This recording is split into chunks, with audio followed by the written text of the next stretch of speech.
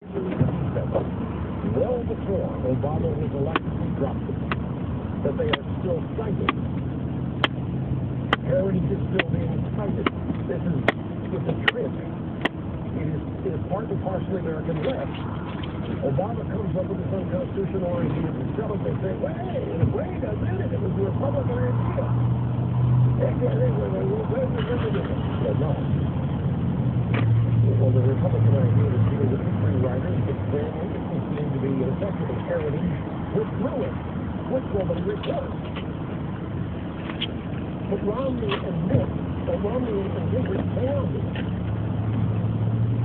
And I think that's what I'm doing.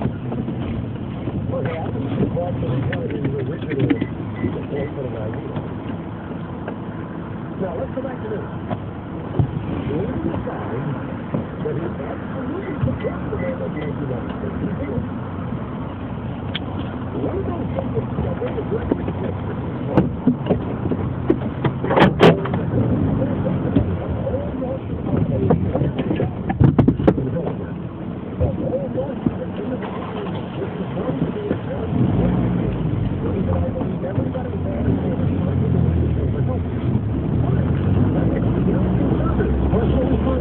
Everybody should pay for what they get. But that's the problem in the end, because we don't believe that everybody has a responsibility to pay for everybody in the country to be insured. It's not A's responsibility to make sure that B is covered. It's up to A and B to take care of it themselves as they choose. The only collective responsibility we have is that there are no unfair restrictions that prevent someone who chooses to insure himself from doing so. But those restrictions exist in Obamacare. There aren't any choices in Obamacare. There are nothing but mandates and jail terms, fines, and penalties. But it's Newt's first premise here that's killing us. Healthcare is not a corporate asset. We do not have a responsibility to pay for everybody else's health care. Posting a bond, all that, we do not have that responsibility. Our responsibility is to ourselves. Some people would prefer to send their kid to a private school than pay for some mooching stranger's health insurance. Why do you have a guilty conscience about that? And if we could just turn the clock back to the 80s, and this would not be a bad thing. And we'll just scrub all this malarkey that the era of Reagan is over. If everybody in the conservative movement could remember their roots and go back to them, none of these internecine battles that we're having, all of these personality conflicts, all of fights for primacy, who's the smartest guy in the room, none of this would be happening if there was simple general adherence to genuine conservatism, which is what you get here on this program. And we'll be back on hot. Sizzle rush on the EIB network. The 1240 KSMS. Training now at 1240KSMS.com. Smart business owners know that to succeed, you've got to cut startup costs. With lawyers averaging $295 an hour, it's no wonder that smart business owners are turning to LegalZoom. There's no reason to spend thousands when you can get trial-tested documents at LegalZoom. Their documents have been accepted by courts and government agencies in all 50 states. For LLCs, S-corps, sole proprietorships, nonprofits, and more, LegalZoom gets them done right. Last year, LegalZoom helped start more businesses and helped more of them succeed than any law firm anywhere in the world. How they do it? They embrace technology to make the process more efficient.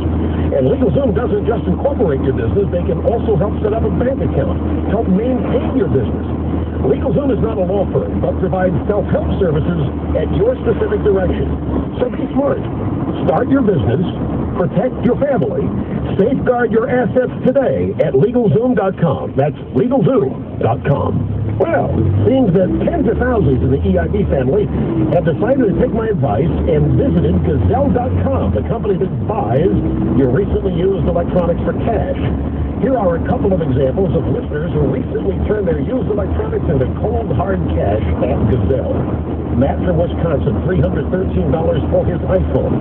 Israel from New York, $138 for his extra BlackBerry. Now, this website is easy to navigate, makes it possible for you to sell your used electronics. Gazelle is one of the fastest growing companies in America, A+ rated by the Better Business Bureau, or I wouldn't be talking about them. They pay fair prices, you get your money fast, they pay the shipping. Get a laptop in the closet, Lawrence in Kansas was offered $570 for his. So grab your gadget, take a minute, go to Gazelle.com and see what your used electronics are worth. If you've got a gadget and you want to sell it, go to Gazelle. That's Gazelle.com. Welcome to the REI Anniversary Sale. Yes, I need something that can handle a weekend of... Navarre Buzz mountain bike. Yeah, and I get thirsty while riding. Down with that Alpine Explorer? Exactly. Now, I'll be tired when... REI Fiesta Safety Net. Done. So how much is a flat tire? We know what you need because we know what you love. Shop REI's Anniversary Sale and save up to 30%. Pay 20th through 30th. Plus, members get 20% off on full price items. Exclusions apply. Visit REI or REI.com. REI. Find out.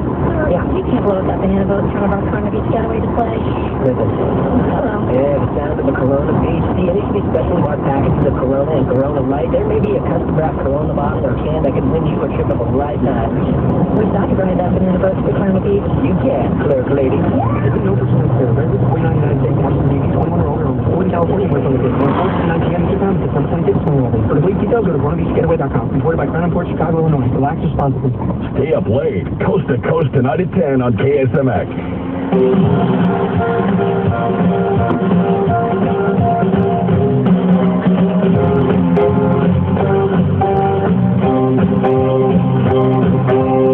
It never hurts to do a little history. Never hurts to do a little history of conservatism, a little reminder. This whole notion that the era of Reagan is over, and we all know who the people were who said it. And those very people want now to be considered the grand poobahs of conservatism. Let me tell you something, folks. If the era of Reagan is over, then the era of conservatism is over. You cannot separate the two. You can't claim to be a conservative and on the other side of your mouth say the era of Reagan is over. Why? Did Reagan believe in no government? You just can't do it. I don't know why. Intellectually, I don't know why there's been such a mad dash away from Reaganism. Well, I have my ideas of the power of the social structure of D.C. inside the Beltway, the desire to be in the clique. I understand all that. Frankly, it infuriates me and bores me at the same time. Now, let's cut to the chase here. The only reason Barack Obama and the Democrats used the individual mandate is because they did want to massively increase taxes to force people to pay into Obamacare. They wanted to say that they were saving money while covering everybody, but forcing you to buy a health care plan that they wanted to impose on you. It was a sleazy political move to try to hide the cost of the mandate imposed by the government.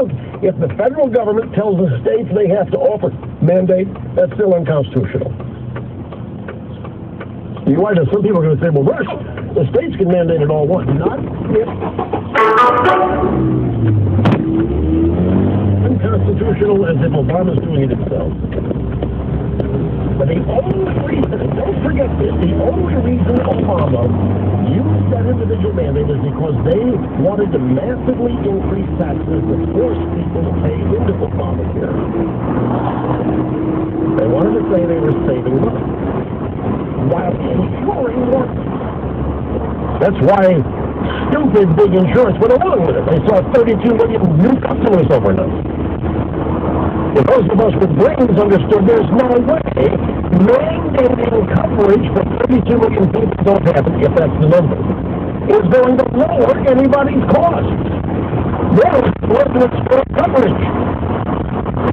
This is all been a dog and pony show from the get-go. It's all been a show designed to distract us in the real agenda. Because to put the government in charge of every aspect of your health care, single power, and you lose liberty and freedom in the process. This program